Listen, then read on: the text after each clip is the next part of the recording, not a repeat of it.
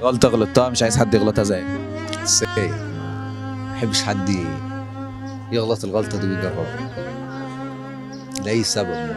ابعد عنه، ربنا يهدينه يعني ويبعدنا عنه، ويبعدنا عنه كلنا. بس هي دي الغلطة الوحيدة اللي غلطتها، وبتمنى إن أنا أصلحها يعني. مش عارف تصلحها. ليه أصلحها؟ انا ليه حاسك هتعيط؟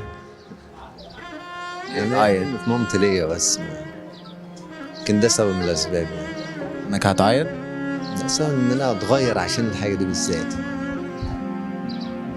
يعني فهمني، انت حاسس بايه دلوقتي، او ايه اللي مأثر فيك كده؟ بس فيها كلمة مامتي برضه، هي دي اللي مأثرة شوية.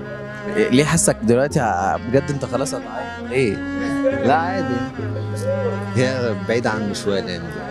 مامتك؟ هو مسافرة عن السعودية بتعمل حج وعمرة إن شاء الله، يعني قاعدة للحج فأي حاجة أنت على طول في بالك، وفي نفس الوقت تبقى عايز وجودها برضه بيأثر مهما كان الأم يعني. طب ايه رأيك تكلمها دلوقتي؟ عرف؟ أرن لك عليها.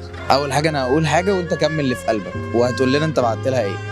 ابعت لها قول ان انا كويس ولا؟ قول لها ان انا بحاول ان انا اتغير عشانك، وربنا يعيننا على المحاولات دي، وادعي لي وانت هناك ان انا اتغير فعلا. هي بتدعي تدعي اصلا؟ خلاص يبقى اقول لها انا والله بحاول ان انا اتغير عشانك انت بس. فويس ولا؟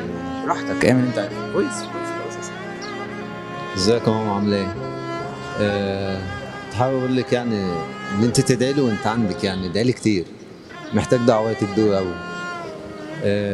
بحاول اتغير والله، يعني بحاول اتغير عشانك مش عشان حد. مهما كان انت الاول والاخر، انت اللي بقى، ربنا يخليكي لينا. صدقيني انا قبل ما ترجعي هتلاقي عبد الرحمن تاني خالص يعني. ان شاء الله ربنا يقدرنا على ده.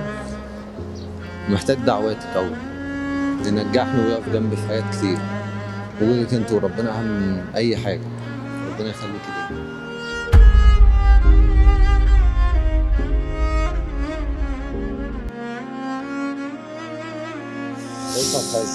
ده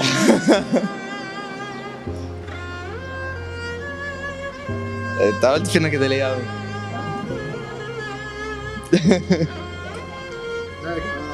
انت عملت فينا كده ليه طيب؟ ولا انا عشت مغامره كبيره معاها بامانه. عشت ايه؟ احكي لنا. كده حاجات كتير. احكي. من سنه من اعدادي يعني، هي اللي وقفت جنبي جوايا في الترم الاول في اعدادي. ثانويه كنت علمي علوم، وقفت جنبي كتير رغم ان انا وقعت في ثانويه. دخلت الجامعه وقعت اول سنه، وقفت جنبي.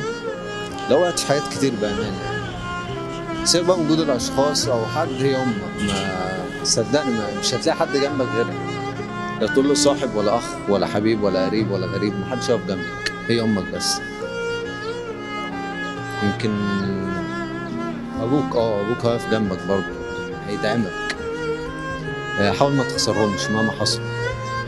شوف ايه الغلط اللي في حياتك وغيره، مش عشان حد ولا عشان نفسك، يعني عشان هم بس، خاطرهم، فرحتهم بالدنيا، يعني رضا الله من رضا الأم. بس اعمل أي حاجة في الدنيا ده عشان ترضي أمك أو ترضي أبوك. ربنا يخلي كل أم وكل أب ويطول في عمرهم، ما يزعلش حد عليهم ولا على عيالهم. بس ده أنا حابب أقوله يعني لكل الشباب وكل الناس. انا مبسوط بيك. أنا مبسوط أكتر. خلاص. موافقين اللقاء ينزل؟ ينزل مش مشكلة. شفتي